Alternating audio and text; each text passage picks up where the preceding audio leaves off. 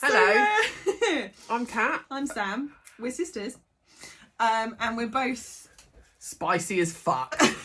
Now, there's a real division of that use of that word. Some people really love it to describe their neurodivergence, and some people really hate it. I think, do you know what? For me personally, I'm fine with it. I'm comfortable with it. And if somebody asked me to not refer to them as that, I'd be absolutely fine. So if this is something that you're not comfortable with and there's a phrase that you prefer to use, I'm happy to interchange.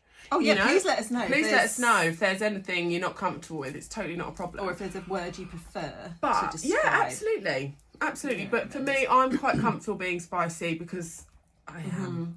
I've got spicy kids. I'm from a spicy family, and I find it's just a very good kind of like overarching term. How about you, Sam? Yeah, I don't mind it. I don't really have any feelings about it either way. I'm just aware that some people really, really don't like it. So I just wanted to... If that's you, no offence, please let us know. None meant at all. If you've got alternatives, please. Yeah. Right, should we stop over-explaining ourselves now? Let's stop doing that. Okay. So we were... ADHD isn't real. Neither of us were diagnosed as children. Because, we went to school in the 90s, didn't we? And girls... We had wildly different experiences. Girls did not have ADHD. No. But it used to be a joke. How hasn't Catherine got ADD? Because it was ADD when we were kids. You saw an ed psych. Psychologically analysed from the age of, 7? About 7 or 8. For years. I'm fine. But actually, it has left a lot of lasting damage on me. And that's why I now... Such a huge part of why I do what I do as well. We can go into that later on. But that massively affected me. And I became a self-fulfilling prophecy, which is why I shout so loudly for women and children. Worked with an awful lot of children who are either diagnosed with ADHD and or autism and or other things as well, or those that think they might be, or those that are currently going through the diagnostic process, which, as I'm sure you all know, takes fucking forever. I see so much of myself in a lot of them. It never crossed my mind that was even something that I had until you were getting Dylan. So my eldest, diagnosed. He's almost 15, and he is stereotype. All right, and that, this boy sets my soul on fire. My God, he gets full marks, and we didn't win anything. And it was actually Dylan's psychiatrist that diagnosed me. So as much as my diagnosis is official, it's not. So once we had the diagnosis for Dylan, she was writing streams and streams of what to do. And obviously my brain was going, she just looked at me. She said, "Would you like me to bullet point this for you? Because he's clearly got it from you." And I was like, wow. Yeah, that was That was a real moment for me. Yeah. And it's actually... Not that I want to take away from Dylan's experience, because he's really struggling with a different element of it right now. But in that moment, it's quite crushing. Because you are always told you're different, or you're naughty, or you're disruptive, or you're loud, or whatever it is, and you're permanently swimming upstream. You're permanently trying, despite everyone telling you you're fucking not. And so you end up just going, all right, fuck off. That's what I did. We can talk about that later. Yeah. And there was a moment of how let down I'd been, how failed I'd been, and how little Kat just literally didn't know any different. No. And, that is why I when my number rings my son's school, I reckon an alarm goes off in pastoral. And I hope... And the same will maybe happen with my youngest, who I think he's also going to get full marks. Yeah, he is. We've got a biter. We have got a savage sensory-seeking biter. Oh, anyway, he's a sweetie.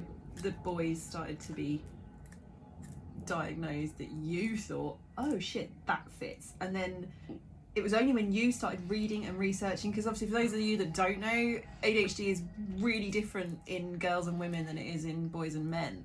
And it was only when you started kind of looking for yourself that you were like, Sam, have you considered this? And I was like, No, of course not. But my brain being what it is, I was like, well, I have to go and look at this. You have to now. look into every I element. have to investigate and research this. And I was like, oh, what the? I thought I was What the juice? I thought I was just mental and hid it well. Oh no. And then when I... So I displayed more in a masculine fashion. You were very more like... Outward display. Yes, the sort of typical... Boisterous, all over the place. Couldn't concentrate. Now I understand I'm combination, and I've gone more internalised as I've got older. I was very much externalised, combo, internalised now.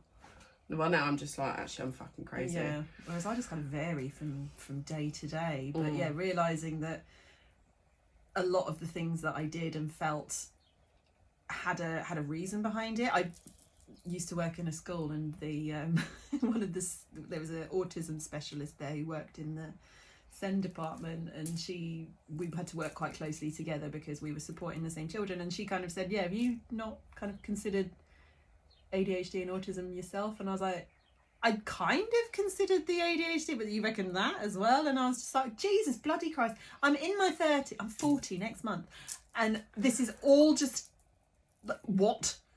And the more that I kind of read and speak to people who are diagnosed, I've been peer reviewed by quite a lot of people who are like, P.S. this and this stimming. Yeah.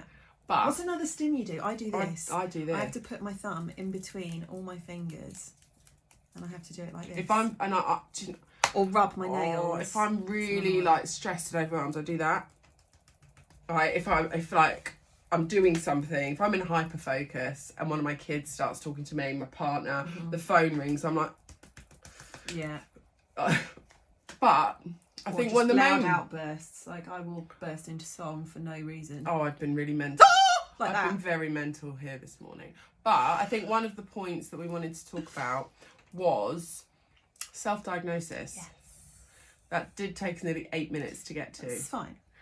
Let's try to not go over 15. Okay. Because I've got to edit this. Right. So yeah, self-diagnosis. If you look at the groups online, yes, we're in a lot of ADHD groups online, mostly on Facebook. Love a Facebook group. The general consensus amongst most of the people in those people that aren't autistic don't think they're autistic.